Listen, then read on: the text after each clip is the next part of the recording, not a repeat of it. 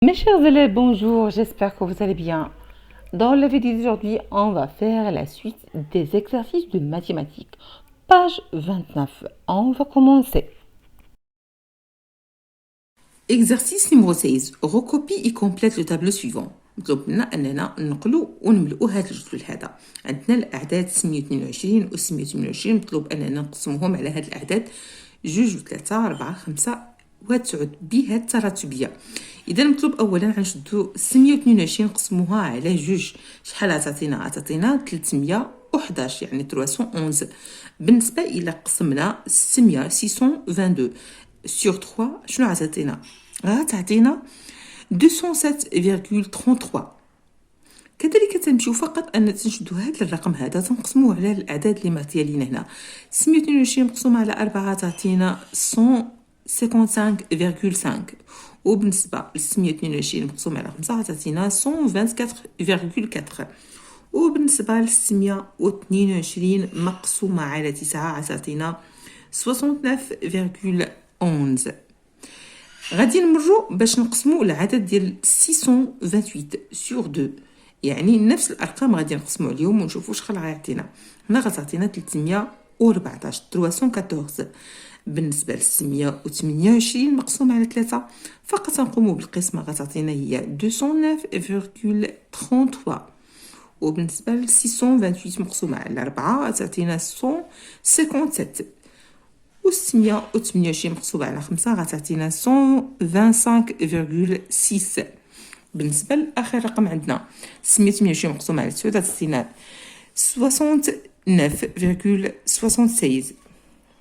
Petite B. Utilisez les résultats de la question 1 pour simplifier les plus possible la fraction 628 sur 622.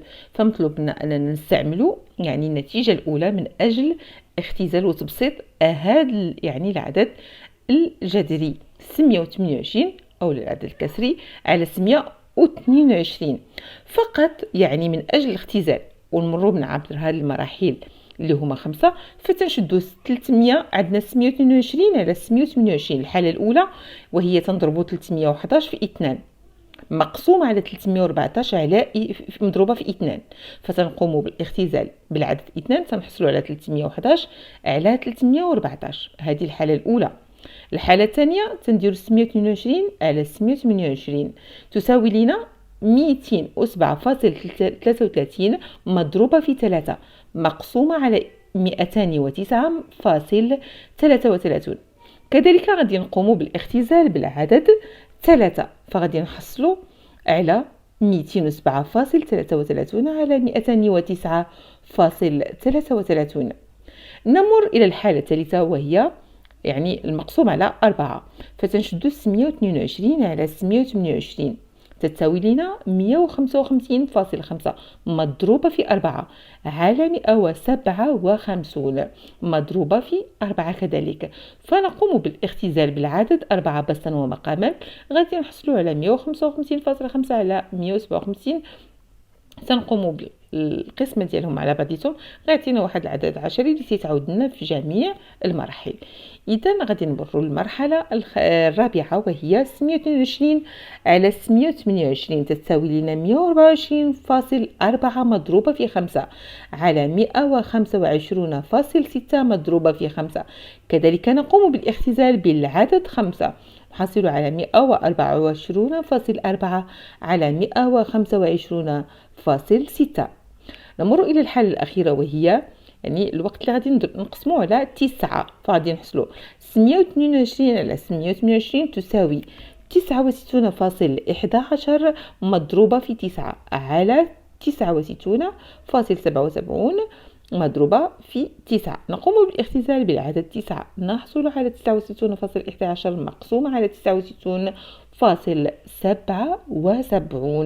هكا غنكونوا جاوبنا على petite B. Exercice numéro 17, page 29. Petit a trouve une fraction comprise entre 1 sur 9 et 1 sur 11. أول شيء مطلوب أننا نلقاو واحد العدد كسري أو العدد جذري اللي هو محصور ما بين العددين 1 على 9 و1 على 11.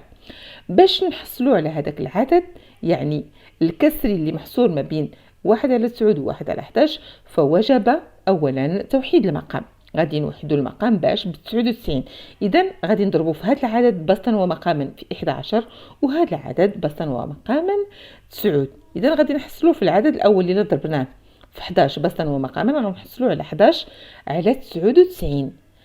بالنسبة للعدد الثاني 1 على 11 اللي ضربناه في 9 غنحصلوا على 9 على 99. هنا وحدنا المقام. إذا أشنا هو العدد المحصور ما بين 11 على 99 و 9 على 99؟ إذا عندنا 9 على 99 صغر من 11 على 99. العدد المحصور بيناتهم وهو 10 على 99. عندنا 9 على 99 10 على 99 و11 على 99. نمر إلى بتيت بي. Trouve une fraction comprise entre عندنا 6 على 5 و 8 على 5. فلاحظوا جيدا هنا عندنا المقامات موحدة، يكفينا يعني تنرجعوا للبسط. عندنا 6 على 5 يعني العدد اللي غادي يكون عندنا يعني محصور ما بين هذا العدد 6 على 5 و 8 على 5 هو 7 على 5.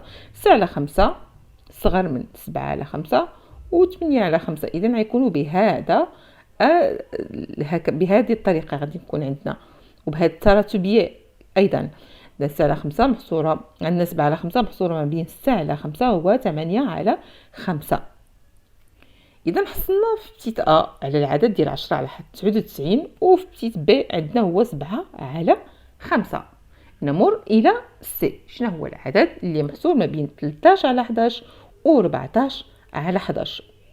trouve un nombre décimal يعني جبت لينا ولا جبر لينا واحد العدد اللي هو عشري comprise entre 13 على 11 و 14 على 11.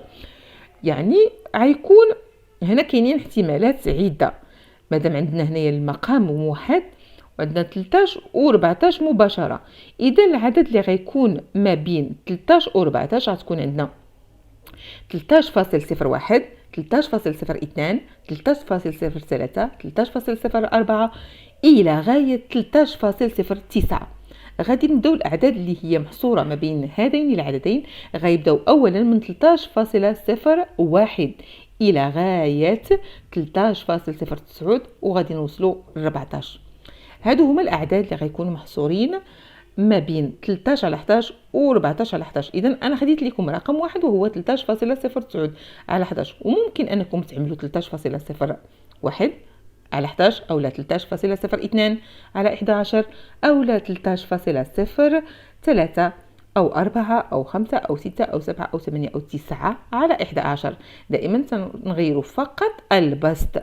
الأعداد يعني اللي غادي نشير لكم إليها وممكن أنكم تعملوها هنايا وهي 13.01 13.02 13.03 13.04 13.05 13.06 13.07 و 13.08 إلى غاية آخر رقم هو 13.09 وتنمر مباشرة إلى الرقم 14. إذا اختاريت لكم هذا الرقم ديال 13.09 على 11 هو محصور ما بين 13 على 11 و 14 على 11. Exercice 18. Un élève a écrit 7 sur 8 inférieur de 13 sur 16, car 7 est inférieur de 13 et 8 inférieur de 16. فهنايا واحد التلميذ كتب لنا الكتابة ديال 7 على 8 أصغر من 13 على 16، لأن 7 الشرح ديالو هو التعليل ديالو علاش لأن 7 صغر من 13 وعندنا 8 كذلك صغر من 16. فهو قالنا بلي أن 7 اللي في البسط راها صغر من 13 و 8 صغر من 13. إذا 7 على 8 راها صغر من 13 على 6. أتيل غيزون يعني واش هو على صواب، واش هو هذا الجواب منطقي، واش هذا الجواب كذلك صحيح.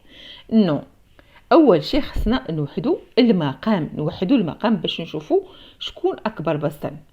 اذا الا ضربنا هنايا في 2 على ايش غنحصلوا باش نشوفوا المضاعف المشترك الاصغر بيناتهم وهو 16. اذا غادي نضربوا فقط في هذا الحد في البسط وفي المقام في رقم 2. 7 في 2 غتعطينا ماذا؟ غتعطينا 14 و8 غادي نضربوها في 2 غتعطينا 16. اذا غادي نحصلوا على من بعد ما غنضربوا في 2 بسطا ومقاما غادي نحصلوا على 14 على 16 وغتكون عندنا 13 على 16. هنا غتبدا المقارنه. 14 على 16 و 13 على 16. شكون الكبير؟ كبير 14. مادام عندنا نفس المقام اذا نمر مباشره الى المقارنه ديال البسطين. اللي عنده اكبر بسط راه هو الكبير. اذا عندنا 14 على 16 اكبر من 13 على 16. اذا شكون الكبير هنايا؟ هو 7 على 8 اكبر، يعني supérieur de 13 sur 16. اذا هاد الكتابه اللي كتبها هاد الطفل ولا هاد التلميذ خاطئه. علاش؟ التعليل هو اللي علمت لكم ان خصكم تمشيو توحدوا المقام، تضربوا هنايا في جوج وهنايا في جوج، غتحصلوا على 14 على 16. ودوم اننا عندنا المقامات موحده اذا غنمروا فقط يعني مباشره للبسط اننا نقارنوا البسطين. مادام 14 كبر من 12 اذا راه 7 كبر من 13 و7 على 8 كبر من 13 على 16. هذه هي لا جوستيفيكاسيون. نمر الى تمرين اخر. Exercice numéro 20, page 29. Sur la copie de Huda, on peut lire. يعني على ورقة ديال هدى ممكن قراءة. عندنا A وهي 120 على 150 تتساوي لنا 12 على 15. واش هاد الكتابة صحيحة أم خاطئة؟ نعم صحيحة. إلا شدينا 12 ضربناها في 100 غتعطينا، يعني إلا شدينا 12 ضربناها في 100 و15 ضربناها في 100 غنقوموا بالاختزال ب 100 غتعطينا 12 على 15 فقط. يعني هذا هو. ولا تنقوموا بالاختزال بصفر مباشرة، ولا تنضربوا 12 في 100 على 15 في 100 تنقوموا بالاختزال ب 100 غنحصلوا على 12 على 15. هنا تقوموا بعملية التفكيك فقط، تقوموا بعملية التفكيك. سيروا بهاد المراحل اللي تنقول لكم. تشدوا 120 على 150 تساوي، نكتبوا تساوي وهي 12 في 100 على 15 في 100. نقوم بالاختزال بالعدد 100 بسطا ومقاما ثم نحصل على 12 على 15. إذا الكتابة ديال 120 على 150 تساوي لنا 12 على 15. نعم كتابة صحيحة. نمر إلى ب. 45 على 72 كم يساوي؟ نقوم بتفكيك هذا العدد. و45 تساوي لنا 5 في 9 و72 تساوي 8 في 9. يعني غادي نقوموا بالاختزال بالعدد 9 بسطا ومقاما، يعني تنشطبوا على العدد 9 بسطا ومقاما تنحصلوا على 5 على 8. كذلك هذه الكتابة ديال 45 على 72 الكتابة المختزلة ديالها وهي 5 على 8. نعم صحيح كتابتها وهي 5 على 8. أمر. بالنسبة للسي لدينا 64 على 24. 64 كم تساوي؟ بالتفكيك وهي 8 في 8. 24 وهي 3 في 8. نقوم بالاختزال بالعدد 8 بسطا ومقاما. لماذا؟ لأننا عندنا هنا جداء ممكن أننا تنختزل بنفس العدد بسطا ومقاما.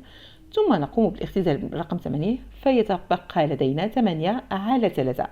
إذا نقول أن هذه الكتابة صحيحة. الكتابة المختزلة للعدد 64 على 24 وهي 8 على 3. أمر. 35 على 45 يساوي 3 على 4. كتابة صحيحة أم خاطئة؟ يعني التفكيك ديال 35 كم يساوي؟ 7 في 5 يساوي 35. بالنسبة ل 45 شنو هو العدد اللي تعطينا؟ 45. 5 في 9 تعطينا 45. إذا هنايا ما غاديش الكتابة المختزلة ديالو ما غتعطيناش 3 على 4. هنايا الكتابة خاطئة، إذا هذه غير صحيحة. السؤال سي إيغاليتي سونتيل تو فغي؟ واش كاملين صحاح؟ لا، عندنا 3 فقط اللي صحاح، اللي A و B و C اللي هما فغي بالنسبة لدي فو. جوستيفي en utilisant une règle du cours، يعني قال لك جوستيفي علل جوابك مستعملا يعني القواعد ديال النص اللي الدروس اللي سبق لكم قريتي. بالنسبه للجوستيفيكاسيون تنقوموا فقط اننا نشدوا هذا العدد تنفكوه، يعني تلتجئوا لجدول الضرب بسطا ومقاما تنقوموا بالتفكيك وتنقوموا بالاختزال. تختزل لنا داك الرقم تيبقى لنا العدد اللي يعني مبسط. سينو فتنقولوا بلي راه الكتابه غير ممكنه. فهنايا بالنسبه هنايا كتابه مختزله غير ممكنه، يعني هنا ماشي صحيحه. Et enfin, mes chers élèves, n'oubliez pas, avant de quitter ma vidéo, de vous abonner sur ma chaîne YouTube. Bonne chance, bon courage et bonne santé à tout le monde. À la prochaine vidéo.